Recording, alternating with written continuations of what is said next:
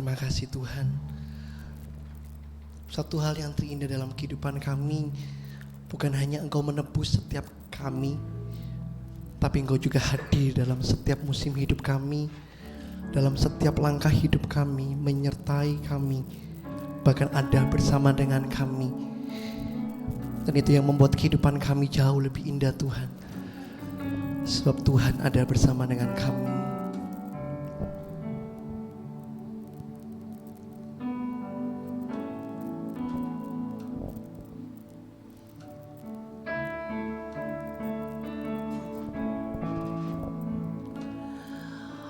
Kemanakah aku dapat pergi menjauhi rohmu yang suci, Kau sahabat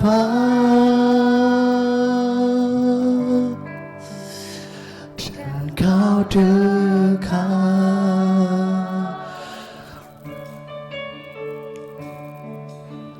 Bahkan seluruh pengabdianku tak bisa membalas kesetiaanmu, sungguh mulia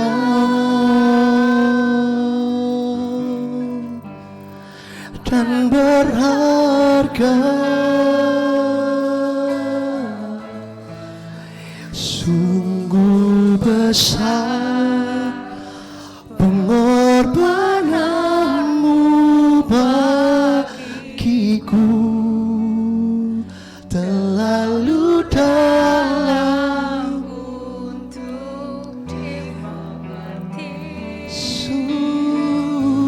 Sungguh besar, sungguh indah yang Kau pikirkan tentangku, tak terselami bagiku. Sungguh indah.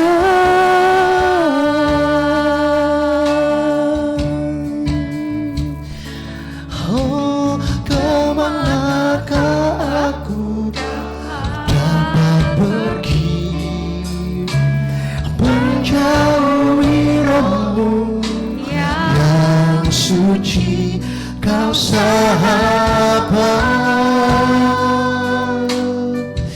dan Kau dekat.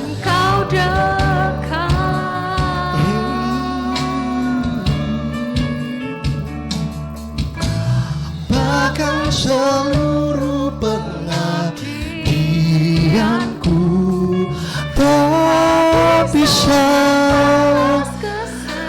kesetiaanmu, sungguh mulia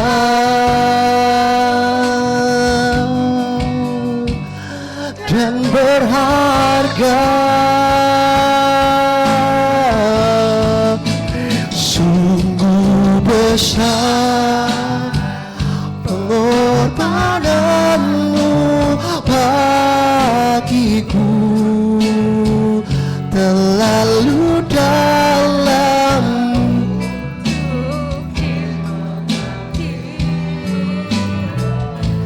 sungguh besar, sungguh indah yang Kau pikirkan tentangku, tak terselami.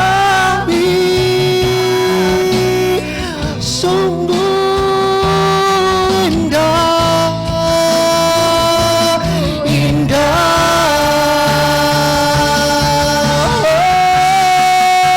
Sungguh besar pengorbananmu, terlalu dalam. Saya undang kita semua bangkit berdiri bersama. Dimengerti Kau sungguh indah, Sungguh besar,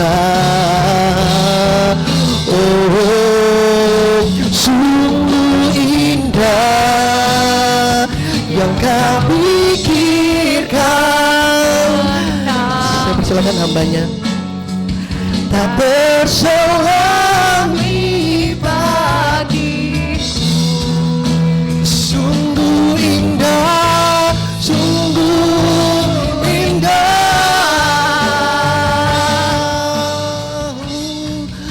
sungguh besar pengorbananmu, terlalu dalam untuk dimengerti, sungguh besar, sungguh indah yang kau pikirkan tentangku, tak berselangi bagiku.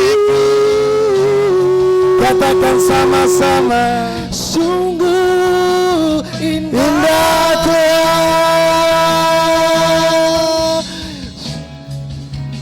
indah. Sembah Dia, katakan pada Dia, terlalu indah yang Tuhan lakukan dalam kehidupan kita.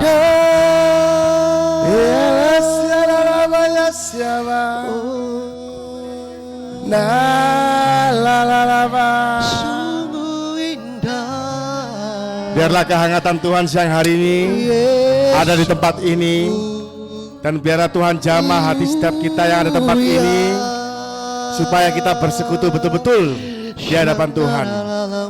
Rasakan kehangatan Tuhan, rasakan Dia jamah tanganmu masing-masing tempat ini, rasakan Dia peluk engkau hari ini.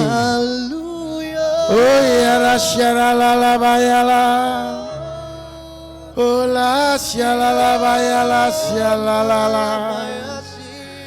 na syalala bayala la la la, oh ya la bayala. Sembah Dia, katakan Dia hebat, sembah Dia. Oh ya la syalala la la la la la, syalala syalala bayala, nara syalala bayala. Kita punya Tuhan yang besar, rasakan Tuhan, rasakan Tuhan. Oh ya rabayala syalala, Yesus Tuhan, kami sembah. Mari semua yang ada di tempat ini, sebelum kita belajar firman Tuhan, mari kita siapkan hati, mari kita berdoa. Terima kasih kepada Tuhan Yesus yang baik. Sampai hari ini Tuhan pelihara kami. Satu hal yang kami percaya, bukan karena kami yang hebat, tapi karena kami punya Tuhan yang luar biasa. Siang hari ini Tuhan, buka hati setiap kami, buka telinga kami Tuhan, supaya kami keluar dari ruangan ini, kami jadi pribadi yang baru, menjadi pelayan Tuhan yang hebat, pelayan Tuhan yang militan. Urapi kami Tuhan dengan hikmat, supaya setiap pesan-pesan Tuhan yang disampaikan siang hari ini tumbuh subur dalam hati setiap kami. Di dalam nama Tuhan Yesus, kami siap mendengarkan firman Tuhan. Haleluya. Amin. Oke, shalom semuanya. Ya, silakan duduk kembali ya. Kalau ngomong sama anak-anak muda ini harus semangat ya. Shalom. Nah, gitu dong. Saya lihat kok dari tadi kok kurang gairah ya. Sekali lagi ya. Shalom. Nah, saya ditanya sama Ko Budi, ini kira-kira yang hadir ini usianya berapa ya? Ada yang paling kecil SMA ya. SMA yang mana SMA? Sudah lulus semua ini ya? Yang paling muda yang mana nih paling muda ini? Atau udah tua semua ya? Ya yang paling tua dah, nggak enak ngomong tua nih ya. Yang paling senior yang mana yang paling senior? Oh ini paling senior. Kalau ini mah ketuaan ini ya. Ya, shalom semuanya. Kalau nanti ketemu saya di jalan, jangan panggil Susu ya, ketuaan soalnya ya, panggil Koko aja, panggil Koko Daniel. Karena saya belum siap untuk dipanggil sama anak-anak seperti kalian ini dipanggil Susu ya, panggil Koko aja. Nama saya Koko Daniel, kebetulan saya juga melayani di sebuah gereja sebagai wakil gembala dan juga sebagai seorang pengusaha. Jadi kita berjalan di dua tempat yang berbeda. Tetapi firman Tuhan katakan dimanapun kita bisa menjadi terang dan garam ya. Jadi semua yang hadir di tempat ini, saya percaya tidak ada yang kebetulan. Kalau siang hari ini Tuhan izinkan saya bisa melayani para pemuda-pemuda hebat seperti kalian, saya percaya semuanya dalam rencana Tuhan. Saya bersyukur bisa tampil di hadapan anak-anak muda yang luar biasa ini, karena saya pada saat seusia kalian, saya masih hidup di dalam lembah kekelaman ya. Saya terlahir di keluarga yang sangat sederhana, karena terlalu sederhananya sampai kita harus tinggal di pucuk-pucuk gang ya. Sudah gang pucuk lagi ya, udah mentok udah. Kalau teman-teman tahu kuburan Rangka, ada yang tahu Rangka ya? Ya, saya dulu tinggalnya di sana. Jadi saya kumpulnya sama orang-orang di kuburan dan sama lingkungan saya semuanya preman semua. Jadi terlahir dari keluarga yang begitu, lingkungan seperti itu, saya terus tumbuh dewasa menjadi seorang preman ya. Menjadi seorang yang sangat melukai hati Tuhan. Akhirnya Tuhan panggil saya, di usia 30 tahun saya dipanggil Tuhan untuk melayani Tuhan dengan caranya yang ajaib. Siang hari ini saya bersyukur bisa berbicara di hadapan kalian anak-anak muda yang mau memberikan hatinya untuk beribadah pada Tuhan. Saya dari dulu tidak pernah sama sekali ke gereja. Saya ke gereja cuma karena sekolah saya. Saya dulu sekolah Katolik, dari dulu ada kewajiban untuk selalu ke gereja tiap hari Senin atau hari apa saya lupa. Ya, saya ke gereja cuma karena kewajiban aja dari sekolah. Tapi hari ini saya melihat kalian memberikan hari Minggunya waktu untuk jalan-jalan, waktu itu santai, untuk datang ke gereja, untuk dengar firman Tuhan, untuk melayani Tuhan. Itu suatu hal yang luar biasa ya. Saya katakan kalian orang-orang hebat. Oke, jadi sebelum kita belajar firman Tuhan, saya ingin berikan sedikit cerita. Kalian pernah dengar kota Jogja ya? Ya, ada yang belum pernah ke Jogja? Atau udah yang sudah pernah, yang mana yang sudah pernah? Coba angkat tangannya. Gak apa-apa, jangan pendek-pendek gini, yang tegas gitu ya. Oke ya, jadi kalau di Jogja itu namanya, kota Jogja itu kan kota kerajaan ya. Dan dipimpin oleh seorang sultan. Jadi mereka itu mempunyai otoritas sendiri. Meskipun presidennya Pak Jokowi, kalau teman-teman punya teman di Jogja itu, mereka lebih hormat sama sultannya daripada Pak Jokowi. Ya, jadi kita belajar sedikit ya tentang sekolah.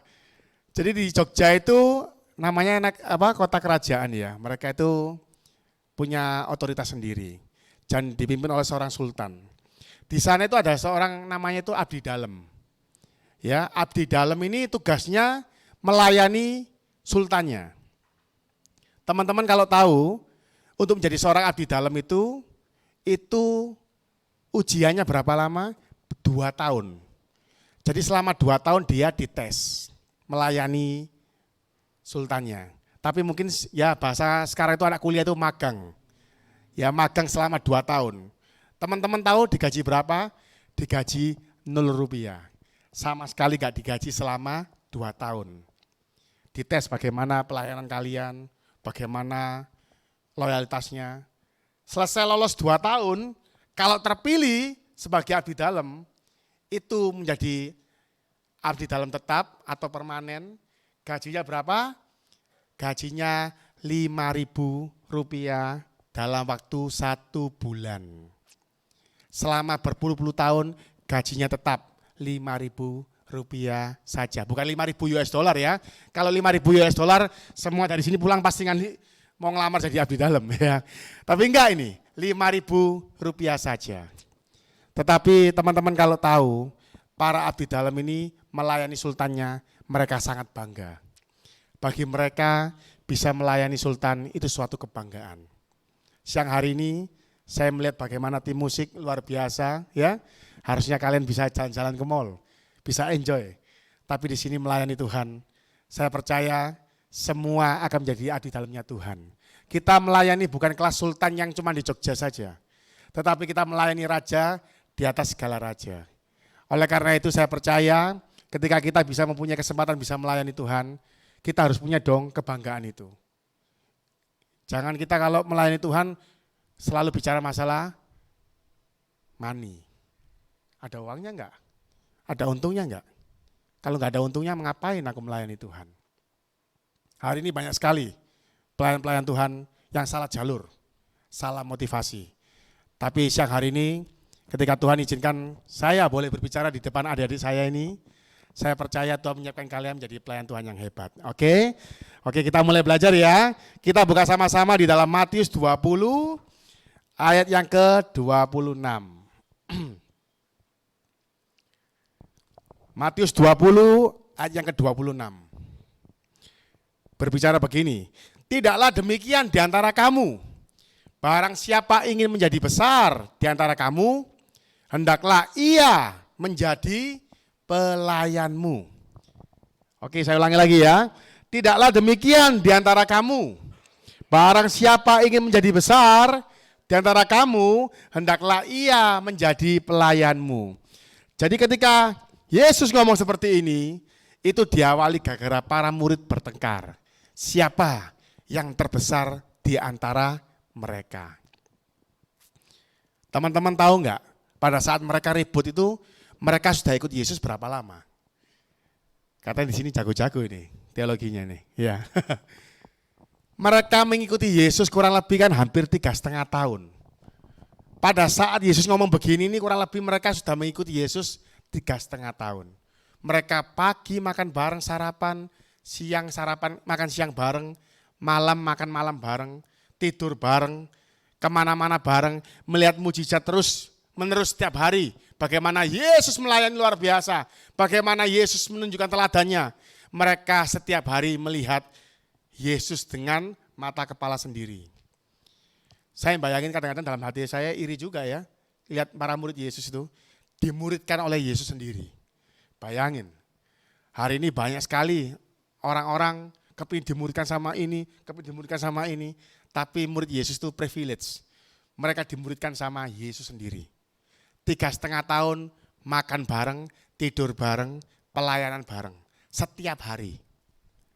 Tetapi pada saat hari-hari di mana Yesus akan disalibkan, malah para murid bertengkar. Siapa yang terbesar di antara mereka? Bapak Ibu semua, jangan Bapak Ibu ya, teman-teman aja ya. Adik-adikku semua, banyak dari kita ketika kita sudah melayani di suatu gereja, apalagi yang sudah lama, itu bahaya. Kadang-kadang besar kepala, merasa lebih suci daripada teman-temannya yang baru bergabung. Lebih hebat. Sama juga yang dipikirkan oleh para murid Yesus. Mereka merasa, saya ini lebih hebat karena saya bisa menyembuhkan orang sakit. Saya bisa membuat orang buta melihat. Para murid Yesus bisa melakukan mujizat juga loh. Tetapi mereka malah sibuk bertengkar menentukan siapa yang terbesar. Hari ini saya percaya di tempat ini enggak ada ya. Semua pasti ingin menjadi pelayan-pelayan Tuhan. Karena kita semua ini harusnya sadar. Pada saat dosa kita ditebus, itu kita harus menjadi budaknya Tuhan, alias pelayan ya. Memang bahasanya Alkitab itu halus, menjadi pelayan. Kalau kita tahu bahasa aslinya tuh kita ini sebagai budak ya. Bahasa kasarnya lagi sebagai kacung. Kalian tidak punya hak sama sekali untuk mengambil keputusan apapun dalam hidup kita. Semua apa kata Tuhan. Oleh karena itu, kalau sampai ada yang merasa menjadi pemimpin ya, merasa lebih pintar, lebih hebat, ayo segera bertobat ya siang hari ini ya. Jadi supaya kita ini sadar, semuanya sama di hadapan Tuhan. Kita ini orang-orang berdosa. Banyak seringkali orang menganggap bahwa anak kecil itu tidak berdosa ya. Kalau di agama lain itu diajarkan kalau bayi itu seperti kertas putih yang enggak ada coretannya sama sekali. Padahal kalau kita sebagai orang percaya, kita percaya dari lahir kita sudah punya namanya natur dosa. Kalau enggak percaya nanti kalau punya, ini nanti kan masih belum menikah ya. Kalau sudah menikah nanti punya anak kecil-kecil. Perhatikan, dia bisa bojui Bapak Ibu semua. Teman-teman ya, kayak Ko Budi udah punya anak, udah 3 ya. Pasti pernah ngerasakan anaknya umur 3 tahun bisa bohongi. Padahal gak ada yang ngajari. Kan gak ada ya papa mama ngajari anaknya suruh bujuki dari umur 3 tahun. Gak pernah. Tapi dia bisa bujuki bapaknya. Bisa bujuki mamanya. Kenapa? Karena manusia itu sudah punya natur dosa. Oleh karena itu kita semua perlu Tuhan untuk supaya kita ini bisa masuk ke dalam surga ya. Oke. Mari sama-sama. Saya pun di sini berdiri di hadapan teman-teman semua bukan karena saya orang suci, tapi karena saya sudah menjalani hidup bersama Tuhan, saya sadar hidup saya ini semua karena pertolongan Tuhan. Siang hari ini saya ingin bagi di dalam kita melayani Tuhan, saya berikan 4 poin untuk kita semua yang hadir tempat ini. Poin yang pertama, melayani adalah memberi diri menjadi berkat bagi orang lain. Saya ulangi, melayani adalah memberi diri menjadi berkat bagi orang lain. Sama-sama kita buka dalam Matius 25 ayat 35 sampai 40. Matius 25 ayat 35 sampai 40. Oke, saya bacakan. Sebab ketika aku lapar, kamu memberi aku makan. Ketika aku haus, kamu memberi aku minum. Ketika aku seorang asing, kamu memberi aku tumpangan. Ketika aku telanjang, kamu memberi aku pakaian. Ketika aku sakit, kamu melawat aku. Ketika aku dalam penjara, kamu mengunjungi aku. Jadi Yesus berkata seperti ini, teman-teman kalau baca di dalam perikopnya itu judulnya penghakiman terakhir. Hari di mana nanti akan hari kiamat ya. Yesus memberikan suatu kata-kata yang bagi saya menyadarkan saya bahwa ketika hari itu tiba, semua orang akan disortir ya. Ada yang masuk ke kiri, ada yang masuk ke kanan. Ada yang masuk grupnya kambing-kambing, ada yang masuk grupnya domba-domba. Jadi Yesus ngomong, ketika aku hidup, kamu memberikan aku makan. Ketika aku sakit, kamu menolong aku, menjenguk aku. Ketika aku enggak pakai baju, kamu memberikan aku pakaian. Semua orang yang di sebelah kanan, yang masuk grupnya domba-domba, termasuk grup kategori orang benar, mereka tanya, loh Tuhan, kapan saya pernah ngasih Tuhan pakaian? Kapan Tuhan pernah telanjang enggak pakai baju? Kapan Tuhan pernah sakit aku jenguk Tuhan? Akhirnya jawaban Tuhan di dalam ayat 40 ya. Sama-sama kita baca ayat 40. Aku berkata kepadamu, sesungguhnya segala sesuatu yang kamu lakukan untuk salah seorang dari saudaraku yang paling hina ini, kamu telah melakukannya untuk aku. Teman-teman semuanya, Tuhan kita ini Tuhan yang sangat bagi saya itu realistis. Kenapa? Kalau teman-teman disuruh nyembah sesuatu yang tidak kelihatan itu kan bukan suatu hal yang mudah ya. Berat loh, suruh berdoa, yang diajak ngomong gak ada. Disuruh nyembah, yang disembah gak ada. Enak orang Jogja, nyembah sultannya, melayani sultannya ada wujudnya. Tapi kita hari ini menyembah sesuatu yang gak kelihatan. Makanya Tuhan tuh bagi saya itu realistis. Kenapa? Dia bilang begini, segala sesuatu yang kamu lakukan untuk orang yang paling hina ini, kamu melakukannya juga untuk aku. Dengan kata lain, gak usah muluk-muluk lah ngomong melayani Tuhan. Jangan mentang-mentang di gereja musiknya luar biasa, WL-nya enak, main gitarnya enak, keyboardnya luar biasa, khotbahnya get. Keluar dari gereja, kelakuannya gak karu-karuan, percuma. Kenapa? Karena firman Tuhan tidak pernah katakan kamu harus hebat dalam melayani di liturgi dan sebagainya. Tetapi Tuhan katakan apa? Bahwa segala sesuatu yang kamu lakukan untuk orang yang paling hina ini, kamu melakukan juga untuk aku. Dengan kata lain, ketika kita melayani orang-orang yang kesulitan, orang yang paling hina bukan bicara selalu pemulung, orang miskin bukan. Tetapi orang-orang narkoba, teman-temanmu yang terjebak di dalam masalah-masalah, yang enggak punya teman, yang dijauhi sama teman-temannya. Orang-orang beginilah yang harus kita tolong.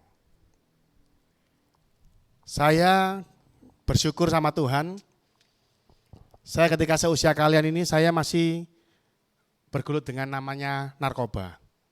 Ya, saya main narkoba sangat lama sekali. Dan ketika saya dipanggil Tuhan untuk melayani, saya percaya itu bukan karena kebetulan. Tapi karena Tuhan mempunyai kerinduan supaya orang-orang narkoba itu tadi disentuh oleh pelayan-pelayan Tuhan. Banyak dari kita hari ini merasa tidak mau berkumpul dengan teman-teman yang tidak benar. Saya katakan bukan bergaul dengan kelakuan mereka ya, tapi berteman untuk supaya apa? Supaya kita bisa menjangkau mereka. Saya dulu kan mantan pemain narkoba, jadi saya tahu betul bagaimana hati saya ketika mau masuk gereja. Kita ini orang pakai narkoba itu masuk gereja itu malu, berat, tekanannya berat. Kenapa? Karena mau masuk itu kita udah tertekan dulu. Kamu tuh orang berdosa, nggak layak kamu masuk gereja. Akhirnya apa? Wis nggak usah ke gereja. Nanti saya ke gereja kalau saya udah bertobat. Itu cara berpikirnya para pemain narkoba. Jadi dalam hati kecil mereka itu mereka pingin bisa masuk ke gereja. Tapi begitu masuk mereka terintimidasi sendiri. Waduh, kalau aku nanti ke gereja dipikir orang munafik aku. Ya, setan itu sangat luar biasa. Setan itu paling nggak suka kalau ada anak-anak bertobat. Dikasih pikiran-pikiran mengintimidasi ya, pikirannya diganggu. Kamu nggak cocok, kamu nggak layak masuk gereja. Nanti aja kalau udah tobat. Padahal orang kalau tidak pernah masuk ke gereja, nggak pernah dengar firman Tuhan, nggak mungkin bisa bertobat. Akhirnya Tuhan ketika memanggil saya, ya puji Tuhan. Dulu teman-teman seperjuangan saya yang sama-sama pemain narkoba, akhirnya bisa kita tarik pelan-pelan. Mereka bisa berhenti sekarang melayani Tuhan sama-sama. Mereka bisa berhenti melayani Tuhan. Jadi adik-adikku semuanya di sini ya. Ketika kita hari ini, kita ini kan adalah terang dunia. Kalau kita kumpulnya sama terang-terangan, buat apa? Terus tugasmu sebagai pelayan Tuhan itu buat apa? Banyak orang hari ini lupa. Ya, kalau suatu ruangan yang gelap itu dia butuh lampu. Tapi kalau ruangan sudah lampunya sudah banyak gini terus ditambah lagi buat apa? Sama juga kita punya tugas sebagai pelayan Tuhan. Kalau kita cuman kumpulnya sama yang terang-terang begini terus apa yang kita lakukan?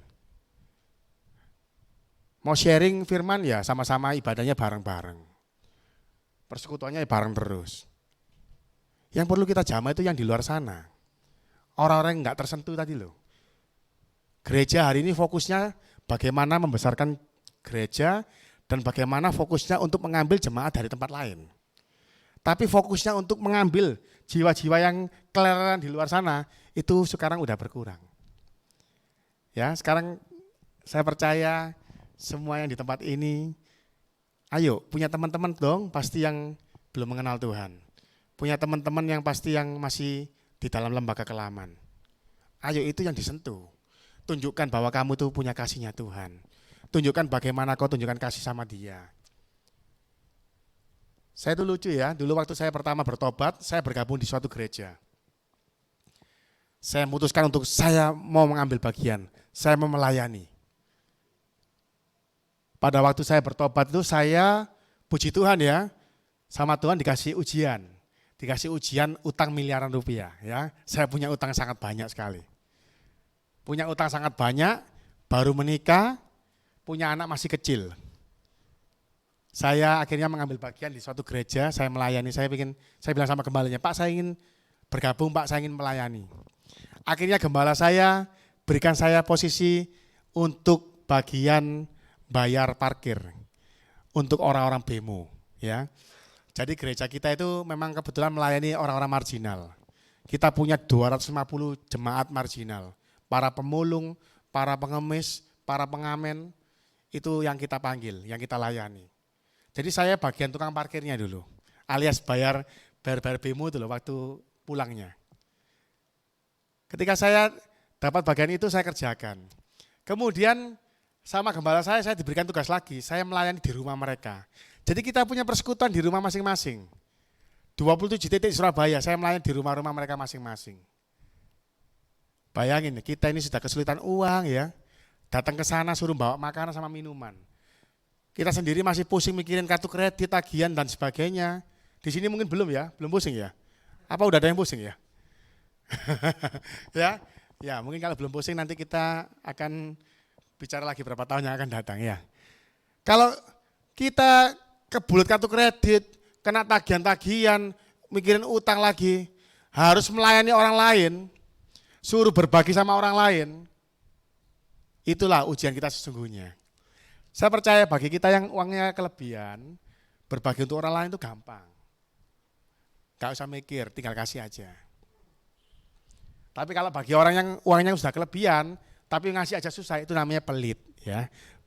Tapi biasanya sama anak-anak diakali, ini berhikmat Pak. Ini berhikmat Pak ya. Orang Kristen itu pinter kalau ngomong ya. Ngelesnya selalu pakai kata-kata hikmat lah dan sebagainya.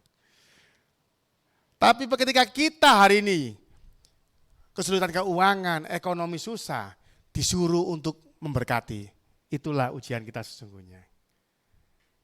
Banyak dari kita selalu punya pikiran, nanti aja deh kalau tunggu aku kaya, aku pasti nolong kamu. Kalau aku kaya, aku akan menolong orang-orang miskin. Padahal belum tentu bisa kaya juga ya. Bisa-bisa sampai selamanya nggak kaya-kaya. Karena apa ya? Nggak mungkin Tuhan kasih sesuatu hal yang besar kepada orang-orang yang tidak pernah melakukan perintah Tuhan. Oke? Jadi pada saat kita hari ini melayani Tuhan, poin yang pertama adalah memberi diri kita menjadi berkat bagi orang lain. Ketika saya belajar menabur, di saat ekonomi saya kesulitan, pontang-panting, keuangan utang miliaran, saya belajar menabur, uang makan kerja saya dulu 70.000 per hari. Saya berikan makanan sama minuman untuk orang-orang yang saya layani. Setiap hari uang makan itu hilang. Saya cuma gaji saja. Waktu itu saya gaji ikut orang 15 tahun, gajinya 2.500.000. Ya, setelah 15 tahun loh gajinya 2.500.000. Uang makannya 70.000 per hari. Yang 70.000 saya belikan makanan untuk orang-orang pinggir jalan. Dulu saya itu melayani satu komunitas 3 orang, mereka tidurnya di pinggir kali, orang tua-tua. Itu yang saya belikan makanan setiap hari. Saya belikan makanan, saya ajak doa, kemudian saya tinggal kerja. Waktu itu saya nggak berpikir, pokoknya saya pikir tak kasih aja. Akhirnya dalam waktu 7 bulan, utang yang menurut saya bisa lunasnya puluhan tahun. Ya, karena utangnya sangat banyak sekali. Gaji cuma segitu, utangnya miliaran, gila. Gak bisa beres ini. Dalam waktu 7 bulan, utang yang menurut saya gak bisa lunas. Tuhan lunaskan semuanya. Saya waktu belajar menabur itu saya gak pernah berpikir totalan sama Tuhan. Oh saya nabur, saya pasti diberkati. Kita bukan bicara masalah sama bank ya, deposito ya. Taruh uang pasti berbunga, enggak. Saya gak ngajari begitu. Tetapi yang saya ingin ajarkan sama teman-teman semua, pada saat hari ini kita belajar untuk memikirkan orang lain, Tuhan yang pikirkan masalah kita hari ini. Tapi pada saat engkau mikirkan dirimu terus, ya sama Tuhan dipikir begini, lah ngapain aku mikirin kamu lagi? Kamu udah sibuk sama dirimu, kamu pikir sendiri aja. Tapi pada saat kita belajar mikirkan orang lain, Tuhanlah yang pikirkan kita. Itulah perbedaan antara orang-orang yang di dalam kehidupannya mikirkan diri sendiri dengan yang sibuk mikirkan orang lain. Pasti ada perbedaan dalam hidupnya. Yang pertama, melayani adalah memberi diri menjadi berkat bagi orang lain. Menjadi berkat tidak selalu bicara masalah uang. Tetapi dalam kehidupan kita, misalnya ada pakaian lebih, berikan sama orang yang mungkin nggak punya baju. Mungkin temanmu ada yang mungkin bajunya nggak pernah ganti. Bukan karena dia nggak ngerti fashion, tapi mungkin dia nggak punya uang untuk ganti baju. Kalau kau lemarimu merasa penuh, merasa banyak baju nggak pernah dipakai, cobalah berbagi untuk teman-temanmu yang lain. Atau mungkin orang-orang yang kamu lihat membutuhkan. Itulah memberi diri menjadi berkat. Ya, jangan selalu kita bicara masalah uang, tenaga kita, perhatian kita. Makanya Tuhan katakan waktu dia menjawab murid-muridnya itu, ketika aku sakit kamu jenguk aku. Kan bukan bicara masalah uang. Ketika aku telanjang kamu berikan aku pakaian. Itu poin yang pertama ya, untuk kita belajar siang hari ini. Melayani adalah memberi diri menjadi berkat untuk orang lain. Kita lanjut ke poin yang kedua. Melayani adalah anugerah dari Tuhan. Saya percaya tim musiknya tadi bisa melayani ya. Saya tuh senang loh lihat anak-anak muda itu bisa melayani. Saya itu dulu waktu usia kayak kalian ini, saya punya teman-teman dia melayani di kaum-kaum muda itu saya tuh iri ya. Karena saya merasa itu dunia yang tidak mungkin saya sentuh. Tapi hari ini saya melihat anak-anak muda bisa melayani, ambil bagian. Saya percaya ya sebenarnya kita ini nggak ada jemaat loh. Semua itu harus ambil bagian. Nggak ada orang karunianya jemaat, nggak ada. Ayo, ada yang punya karunia jemaat, itu pinter ngeles namanya. Semua itu harus ambil bagian. Gak mungkin orang itu gak punya talenta apa-apa. Omong kosong. Pak, talenta saya cuma mendengar, Pak. Saya cuma mendengar orang khotbah aja, Pak, talenta saya. Gak ada, ya itu gak ada. Kita pasti punya bagian masing-masing. Cuman pilihannya, berarti kalau kita hari ini tidak mengambil bagian apapun, berarti jarak kita dengan Tuhan mungkin belum terlalu dekat. Kalau saya ngomong di sini nggak pakai mikrofon, mungkin yang di belakang itu agak samar-samar dengar saya ngomong. Tapi pada saat yang duduk di belakang, pindah duduk sini sama Kobu di sini, saya nggak perlu pakai mikrofon, mungkin suara saya jelas. Hari ini kalau kita mungkin masih bingung, panggilan saya apa sih? Saya nggak tahu loh, saya ini panggilannya apa. Yang lebih lucu lagi ngomong gini, saya nggak tahu loh saya bisa apa, tambah gawat. Ya, kalau sampai saya ngomong saya nggak bisa apa-apa, itu paling kata-kata paling bahaya. Karena berarti kalian ini sedang melecehkan Tuhan. Oh, Tuhan itu menciptakan manusia itu semua ada tujuannya. Ya, jadi kalau hari ini kita masih bingung, apa sih yang harus aku kerjakan untuk Tuhan? Berarti waktunya kita semakin dekat dengan Tuhan. Kalau kemarin jaraknya 15 meter, suara Tuhan samar-samar, gak jelas Tuhan ngomong apa nih, saya bagian apa Tuhan? Mungkin waktunya kita sekarang semakin mendekat, 10 meter. Begitu 10 meter, langsung jelas suara Tuhan. Kamu harusnya ngambil bagian ini yang harus kamu kerjakan. Pada saat saya pertama kali bertobat, saya juga gak jelas apa panggilan saya. Akhirnya semakin hari semakin dekat sama Tuhan, semakin jelas. Oh, panggilan saya di sini. Saya percaya semua punya panggilan masing-masing. Cuman mungkin belum jelas saja suara Tuhan. Saya percaya nanti semakin dekat sama Tuhan, pasti semakin jelas. Dan ketika kita tahu betul apa yang Tuhan mau dalam hidup kita, kita bukan hanya dikasih perintah, tetapi dipersenjatai. Tuhan itu bukan mandor yang asal ngomong tok. Kobudi aja kalau nyuruh tukangnya, kalau nggak dikasih bahan-bahan ya nggak mau kerja tukangnya. Ayo kamu ke sana, bangun ini misalnya. Cuman diomong itu, kamu bangun, gak dikasih uang, gak dikasih bahan-bahan materialnya. Bingung tukangnya, apa yang mau dikerjakan Pak? Itu manusia aja tahu, apalagi Tuhan kita. Pada saat memberikan perintah, pasti semua kebutuhannya Tuhan yang sediakan. Saya melayani orang-orang marginal, segala kebutuhannya Tuhan yang sediakan. Entah melalui pekerjaan saya, entah melalui teman-teman saya. Saya kasih satu cerita ya. Suatu hari di Instagram saya itu ada DM masuk ya.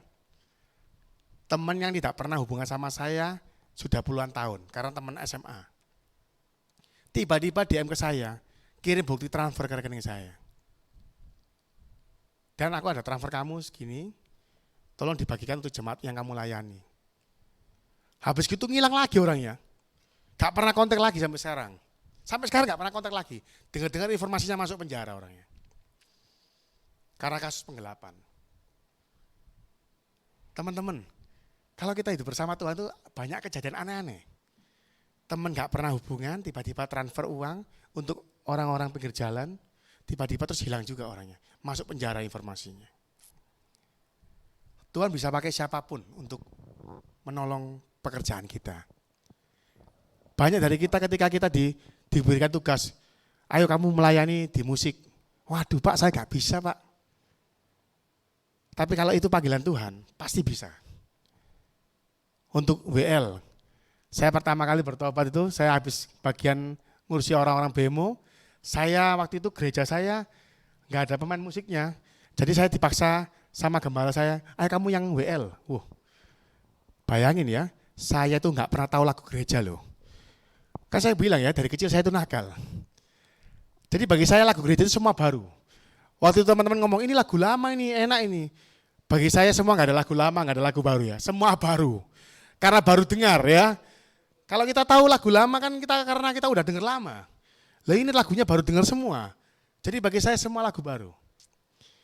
Kita ini nggak pernah dengar lagu rohani, disuruh jadi WL gereja. Waduh rasanya deg-deg ini luar biasa. Saya waktu itu sempat, pokoknya kan gereja kita nggak ada TV-nya begini. Jadi WL-nya ini karena masih amatiran ya. Jadi ngeprint semua teks-teks lagu saya print semua. Jadi waktu kita mau nyanyi saya siapin teksnya. Tapi puji Tuhan loh, semua bisa dilalui. Saya percaya kalau kita mengerjakan pekerjaan Tuhan tuh nggak mungkin Tuhan biarkan kita melangkah sendiri ya. Kita baca ayatnya sama-sama yuk supaya kita lebih semakin dikuatkan. 1 Petrus 4 ayat 10 sampai 11 bahwa melayani adalah anugerah dari Tuhan. 1 Petrus 4 ayat 10 sampai 11. Layanilah seorang akan yang lain sesuai dengan karunia yang telah diperoleh tiap-tiap orang sebagai pengurus yang baik dari kasih karunia Allah. Jika ada orang yang berbicara, baiklah ia berbicara sebagai orang yang menyampaikan firman Allah. Jika ada orang yang melayani, baiklah ia melakukannya dengan kekuatan yang dianugerahkan Allah. Supaya Allah dimuliakan dalam segala sesuatu karena Yesus Kristus. Teman-teman semua, perhatikan setiap orang diberikan karunia masing-masing untuk melakukan pekerjaan yang baik. Dan ketika kita mengerjakan segala sesuatu, percayalah Tuhan akan berikan kita kekuatan. Dulu saya melayani orang marginal cuma bisa 3 orang. Karena saya cuma punya kemampuan untuk ngasih makan 3 orang aja. Tapi hari ini Tuhan tolong apa yang kami kerjakan, kami bisa kasih makan orang ratusan orang sekarang hari ini. Itu semua bukan karena kita pintar ya. Sekali lagi ya, bukan karena kita pintar, bukan karena kita hebat, tapi karena Tuhan yang memberikan kita kekuatan. Ketika kita melakukan segala sesuatu dari hal kecil, kita memulai dari hal kecil, percayalah Tuhan akan persenjatai kita untuk melakukan hal besar.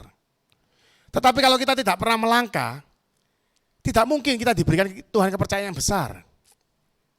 Hari ini orang tua kalian ngasih uang saku, 1 bulan misalnya 1 juta. Ternyata anakku bisa ngelola dengan baik. Orang tua kasih uang saku 5 juta ya berani loh. Oh, anakku bisa pergunakan dengan baik. Lah kalau 1 juta dipakai foya-foya, anakku tambah gak karu-karuan, tambah gak pernah pulang, tambah dugem terus. Masa orang tuanya dikasih tambahan, anakku 1 juta gak pernah pulang, tak tambah 10 juta, siapa tahu tambah pulang, tambah hilang. Ayo kalau gak percaya coba nanti kalau tadi orang tua ya, anakmu sudah gak pernah pulang, tambah uangnya, tambah 11. Ya, wah kalau anak muda kalau topik dugem gini langsung kiri kanan, sudah tahu lagi kiri kanan ya. Sama juga Tuhan Yesus kita. Gak mungkin dia membiarkan kita hancur berantakan. Pada saat saya dulu waktu usia kalian, saya masih saya harus bekerja.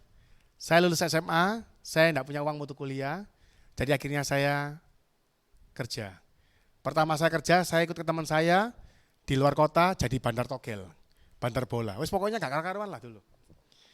Lulus dari situ akhirnya saya jadi kerja sandal, ya sama ketemu sama Ko Budi ini. Saya keliling sandal 18 tahun yang lalu. Saya keliling sandal, akhirnya 2 tahun saya kerja, saya bisa beli rumah, bisa beli mobil. Luar biasa waktu itu Tuhan berkati luar biasa. Tapi akhirnya karena berkat yang berlimpah tadi itu, akhirnya saya tambah gak karuan hidup saya. Saya merasa saya gampang cari uang.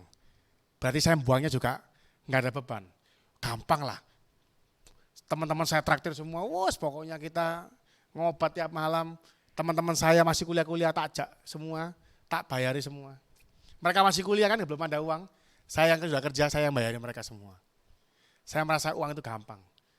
Saya masih usia 20-an tahun, saya cari uang 50-100 juta itu gampang. Padahal dulu uang segitu banyak sekali. Banyak sekali zaman itu 18 tahun yang lalu. Akhirnya saya foya-foya, sampai akhirnya saya waktu menikah, saya habis menikah, semuanya saya jual. Saya tinggal naik sepeda motor aja kemana-mana sama istri saya. Saya betul-betul disadarkan Tuhan. Ternyata kemampuanmu itu cuma segini loh. Ayo yang kemarin-kemarin ngaku pintar kerja. Yang katanya pekerja keras. Mana tunjukkan kemampuanmu. Mana kamu buktinya habis juga. Itu ketika saya hidup tanpa ada penyertaan Tuhan. Kerja keras, pintar kerja, semuanya percuma. Tuhan ketika saya habis menikah, saya disadarkan. Ya untung istri saya itu masih mau nerima saya loh. Saya waktu pacaran sama istri saya naik mobil mewah ya, naik mobil Harrier saya itu. Wah, istri saya terjebak. Setelah menikah baru sadar utangnya banyak. Habis menikah semua dijual. Kata istri saya, waduh ketipu aku kejebak. Tapi ya karena dia mengerti ya, saya percaya pasangan hidup itu kita nggak boleh sembarangan. Jadi dialah yang memberikan saya ya penolong buat hidup saya. Jadi waktu itu akhirnya kita sama-sama bekerja untuk kita menghidupi kehidupan sehari-hari. Akhirnya kita melayani Tuhan sama-sama.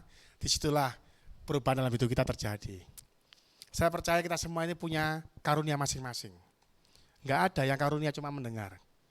Pasti punya kelebihan. Cuman kita mau pakai apa tidak untuk pekerjaan Tuhan. Jangan kita suka dilayani. Karena bagi saya, semua yang ada di tempat ini harus menjadi pelayan. Enggak boleh minta dilayani. Loh, kita ini harus jelas ya, bahwa pelayan Tuhan itu bukan bicara masalah pendeta, masalah pengurus gereja, bukan. Seluruh jemaat juga sama. Kita ini pelayan. Tugasnya pelayan apa ya? Melayani orang lain. Kalau Tuhan suruh kita melayani Tuhan saja, tanpa melayani orang lain, tambah susah. Oh, enggak kelihatan wujudnya. Makanya Tuhan kasih yang gampang, ayo layani orang lain.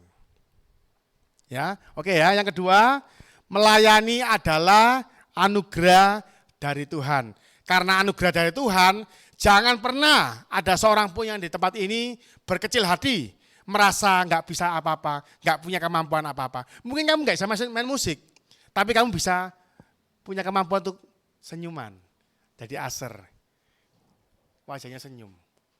Tapi kalau wajah-wajah senyum jangan jadi bagian kolektor ya, kayak bisa banyak kolektornya nanti.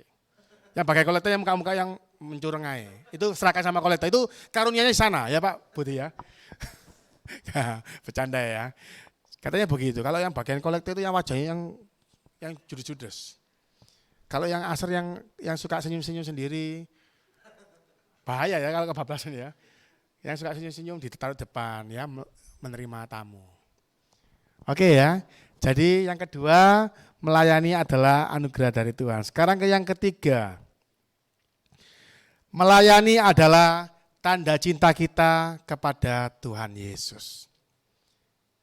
Saya percaya orang melayani itu bukan karena pengangguran, bukan karena kita ini isi-isi waktu aja, tetapi karena kita sadar bahwa hidup kita banyak ditolong Tuhan. Oleh karena itu apa yang bisa kita berikan untuk Tuhan, kita berikan.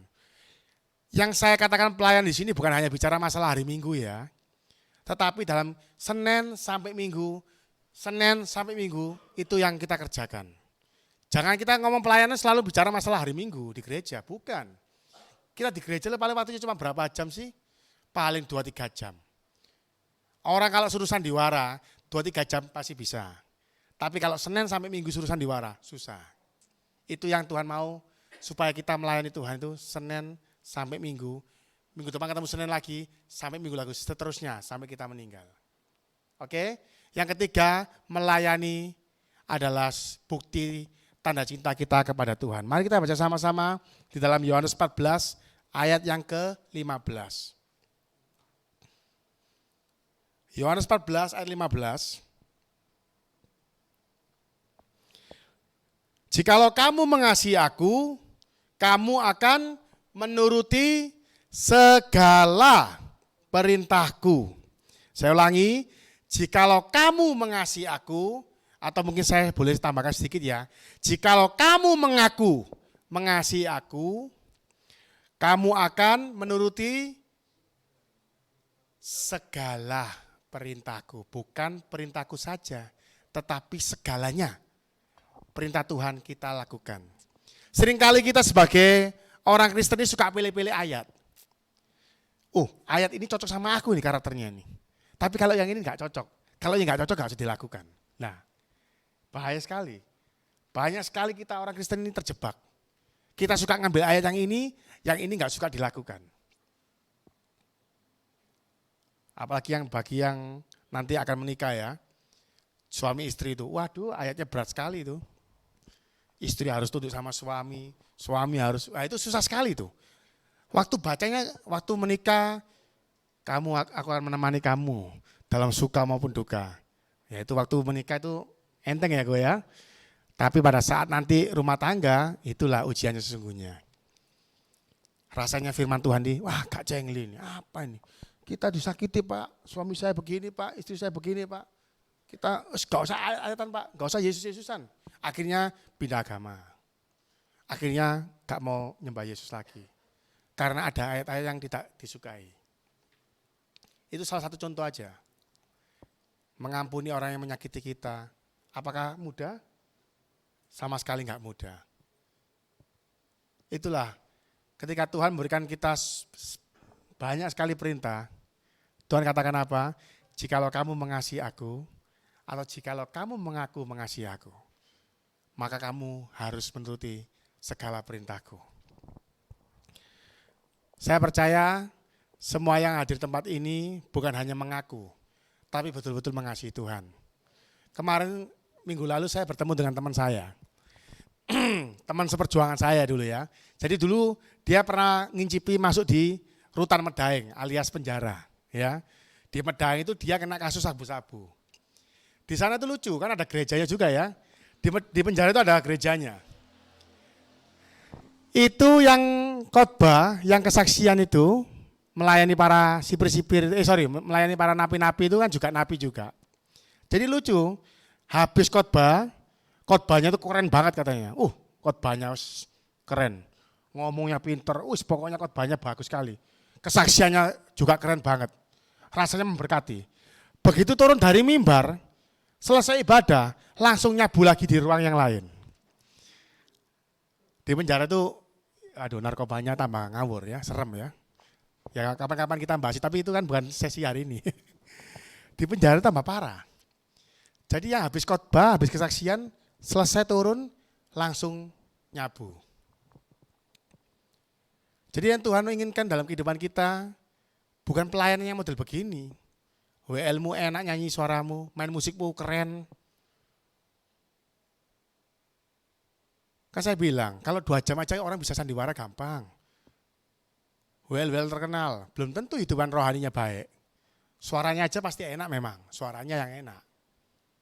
Tapi kehidupannya belum tentu juga.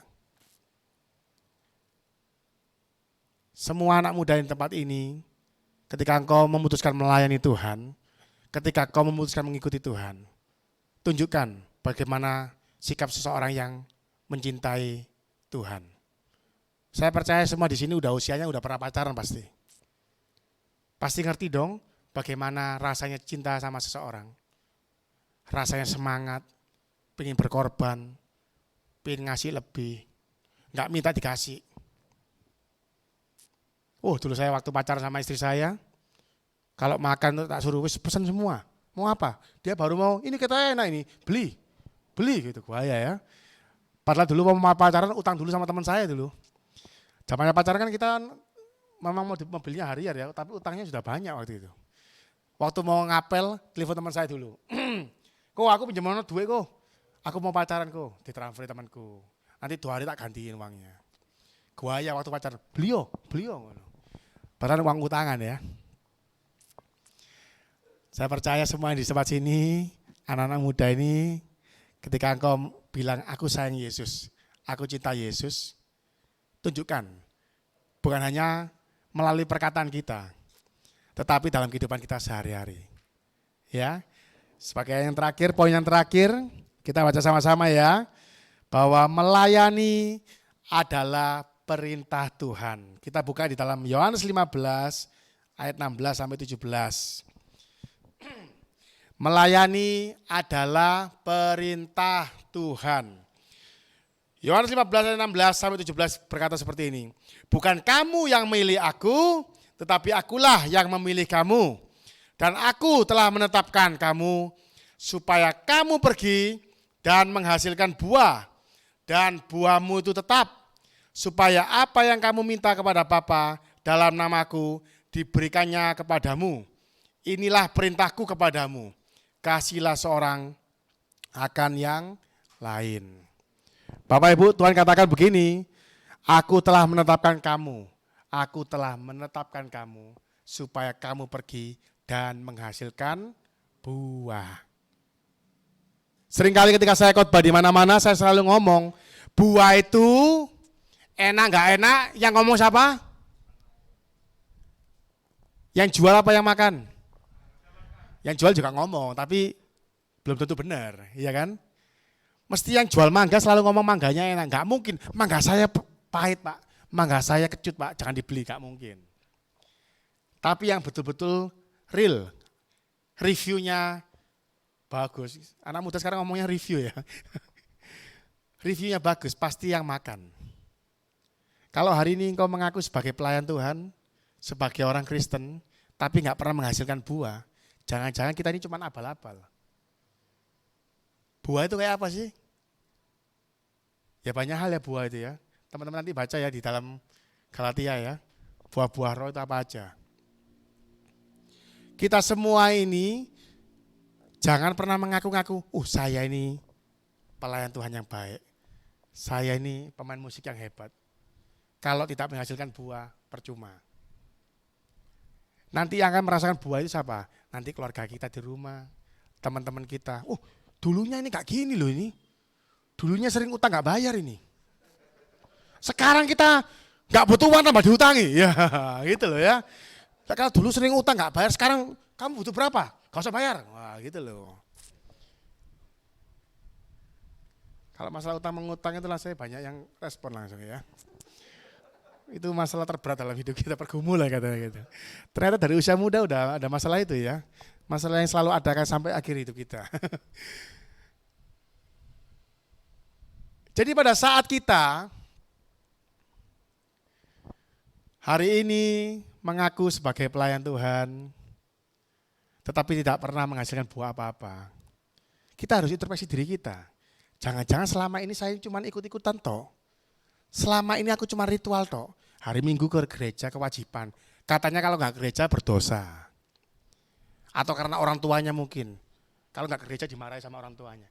Jangan-jangan hari ini kita ke gereja hanya karena sungkan. Hanya karena gak enak. Atau gara-gara temennya ngajak, kita ya ikut-ikutan. Atau mungkin pacarnya ngajak, wes daripada nanti tengkar, ikut aja. Harus berpikir ya, coba ya dilihat hatinya masing-masing ya. Apakah selama ini kita ikut Tuhan, kita sudah berbuah, ataukah hanya menjadi pohonnya saja, nggak ada buahnya. Tuhan katakan, tidak mungkin pohon yang buruk menghasilkan buah yang baik. Sebaliknya juga sama. Tidak mungkin pohon yang baik menghasilkan buah yang buruk. Dengan kata lain, orang tidak perlu tampil di gereja suatu pelayanan yang hebat.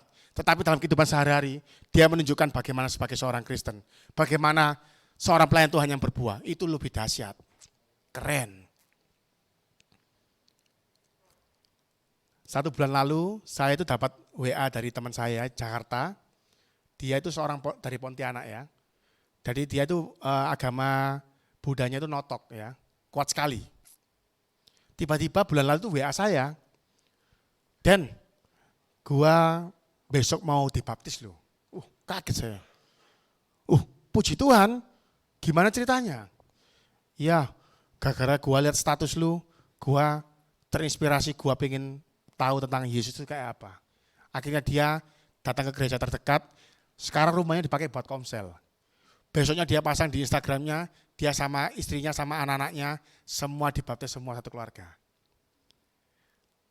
Teman-teman semuanya, kalau kau dalam kehidupanmu sehari-hari, kau tunjukkan bagaimana sebagai seorang pelayan Tuhan. Gak usah ngomong ake-ake, gak usah ngasih ayat banyak-banyak, orang bertobat karena perbuatanmu. Tapi kalau ayatmu ake, kelakuanmu gak benar, percuma, semua itu hilang.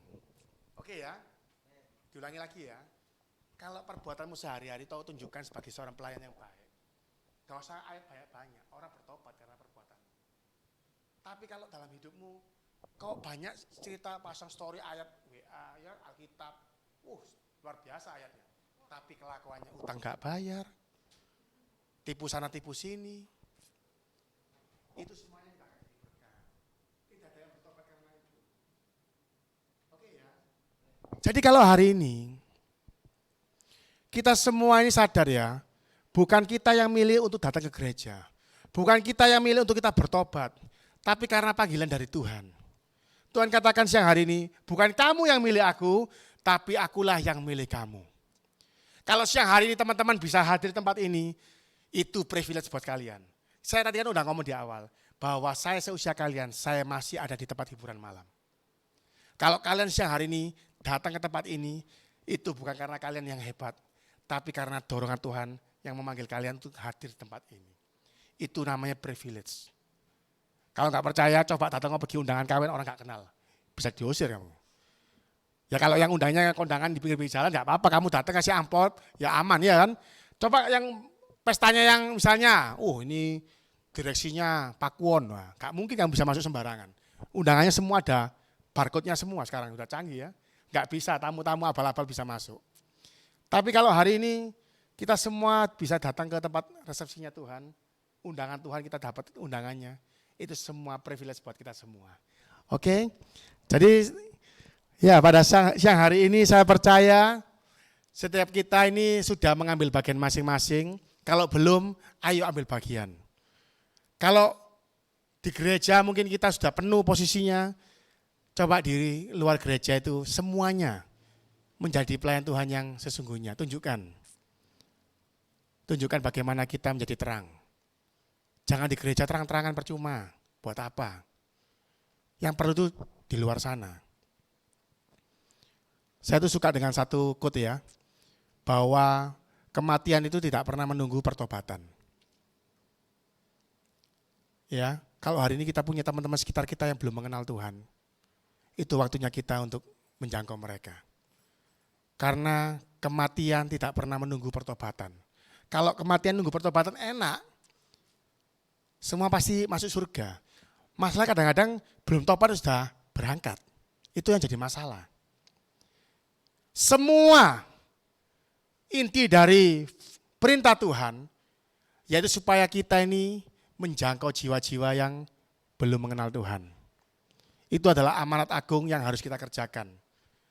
Ya, kita kembali lagi di dalam ayat pertama tadi, yang Matius 20 ayat 26 tadi dikatakan begini, hendaklah ia menjadi pelayanmu. Teman-teman semua, pelayan di sini di dalam bahasa aslinya berbicara diakonos atau diakonia. Terjemahan aslinya berarti kita menjadi pelayan yang belajar kepada atasannya. Menjadi seorang yang patuh. Menjadi orang yang siap berkorban. Tetapi saya suka yang terakhir. Kita tidak akan kehilangan martabat. Ketika kita melayani Tuhan, tidak akan merendahkan kehidupan kalian.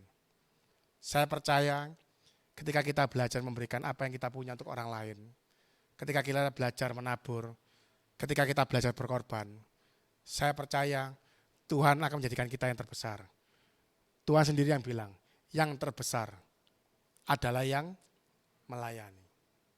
Kalau hari ini engkau mempunyai kerinduan menjadi seorang pemimpin, berarti kau harus lebih lagi menjadi seorang pelayan, lebih lagi melayani orang lain. Kalau kita ingin menjadi seorang pemimpin, berarti kita harus melayani lebih lagi kepada orang lain. Saya undang kita untuk bagi berdiri yuk. Saya boleh undang pemain musiknya. Bisa nyanyi lagu itu, apa? Lagu lama, Satu Hal Yang Kurindu. Satu hal yang ya.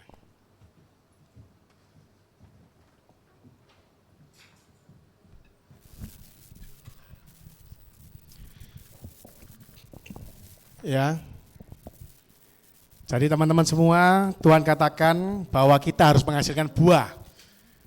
Dan dikatakan lanjutannya apa? Dan buah itu tetap. Jadi maksudnya jangan sampai kita tahun ini semangat melayani Tuhan. Besok tahun depan kita kumat, ya.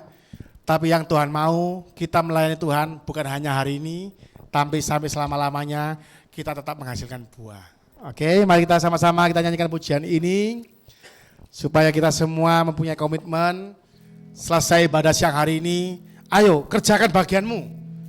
Saya percaya kita semua punya karunia masing-masing. Ambil bagian, kerjakan. Mungkin menolong saudaramu, teman-temanmu yang belum mengenal Tuhan. Tunjukkan bagaimana kita hidup sesuai dengan firman Tuhan. Sama-sama kita nyanyikan lagu ini ya, Satu Hal Yang Kurindu ya. Main apa? G. Satu hal yang kurindu, berdiam di dalam rumahmu Satu hal yang ku pinta, katakan sama-sama, menikmati bait-Mu Tuhan. Sekali lagi ya. Satu hal yang ku rindu, terima kasih Tuhan, berdiam di dalam rumah-Mu. Satu hal yang ku minta, kami minta kepada Tuhan, menikmati bait-Mu Tuhan. Katakan yuk, lebih baik satu hari di pelataran-Mu daripada 1000 hari di tempat lain. Katakan dengan iman-Mu, memuji-Mu, menyembah-Mu. Kau Allah yang hidup dan menikmati kemurahan-Mu. Sebelum kita nyanyi lagi, saya ingin sedikit sharing sedikit ya. Pada saat awal pandemi di Indonesia 2 tahun lalu, kita semua yang bisnis pasti terdampak luar biasa. Tetapi pada saat itu saya berdoa kepada Tuhan, Tuhan, saya percaya di saat kondisi seperti ini Tuhan akan berkati semakin lebih lagi. Di saat saya lemah, Tuhan akan semakin berkuasa. Dan Tuhan tunjukkan luar biasa bagaimana pandemi selama 2 tahun usaha yang kami kerjakan bukan semakin jatuh, tapi semakin besar. Kami sekarang mengerjakan perusahaan online shop ya. Dan kami di masa pandemi ini, perusahaan yang kami kerjakan boleh menjadi perusahaan online shop terbesar kedua di Surabaya. Itulah bukti penyertaan Tuhan yang luar biasa. Bahwa di saat kita lemah, Tuhan semakin berkuasa. Kalau hari ini kita menjadi pelayan Tuhan, Tuhan sendiri yang ngomong, apa saja yang kamu minta dalam namaku, pasti aku akan berikan. Kenapa Tuhan bilang begini? Karena Tuhan tahu pelayan Tuhan yang baik tidak mungkin minta yang aneh-aneh, pasti mintanya sesuai dengan apa yang Tuhan inginkan. Itulah bedanya antara orang-orang yang melayani Tuhan yang sungguhan dengan yang abal-abal. Pasti permintaannya aneh-aneh kalau yang abal-abal. Tapi kalau kita betul-betul melayani Tuhan dengan sungguh-sungguh, pasti permintaanmu sesuai dengan keinginan Tuhan. Sama-sama kita nyanyi lagu ini ya.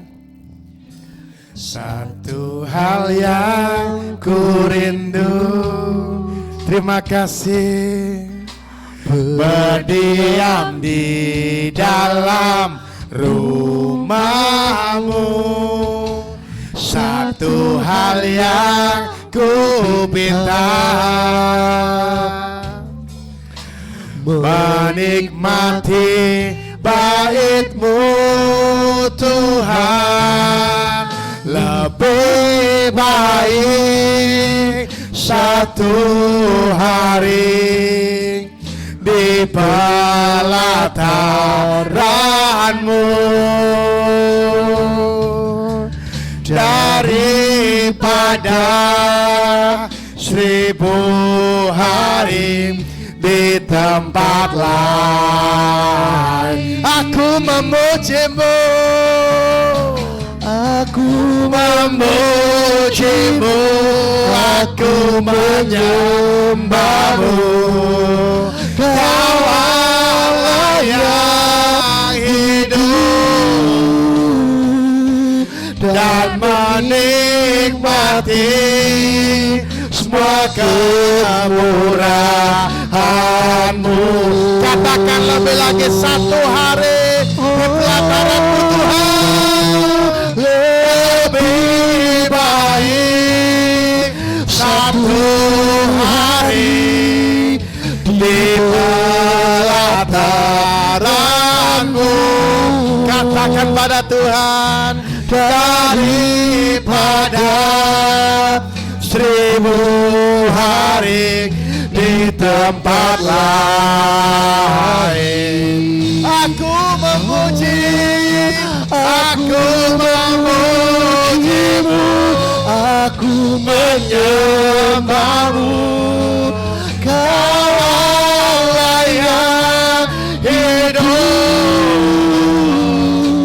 dan menikmati semua kemurahan-Mu. Sekali lagi nyanyikan dengan hatimu. Lebih baik satu hari di pelataran-Mu. Minta kepada Tuhan karunia-karunia daripada 1000 hari di tempat lain. Aku Tuhan, aku memuji-Mu, aku menyembah-Mu. Kau Allah yang hidup dan menikmati semua kemurahan-Mu. Mari jemaat semuanya nyanyikan dengan hatimu iman kepada Tuhan. Lebih baik satu hari di pelataran-Mu.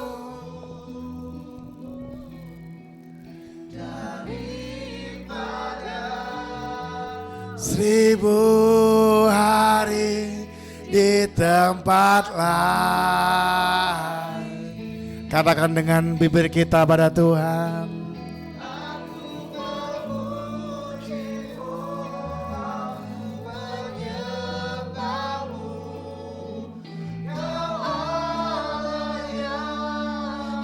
Hidup dan menikmati semua kemurahan-Mu. Sekali lagi katakan pada Tuhan, lebih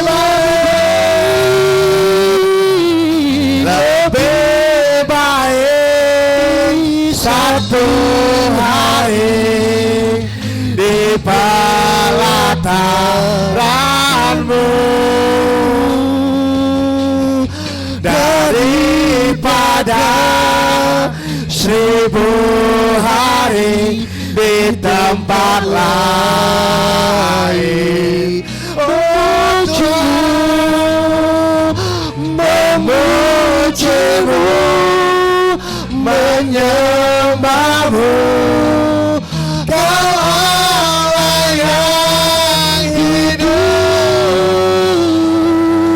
dan menikmati semua kemurahan-Mu, dan menikmati kemurahan-Mu, dan menikmati semua kemurahan-Mu.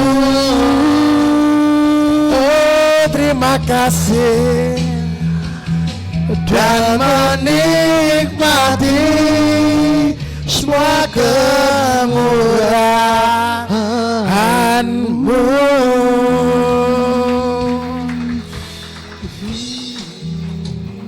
Haleluya Tuhan.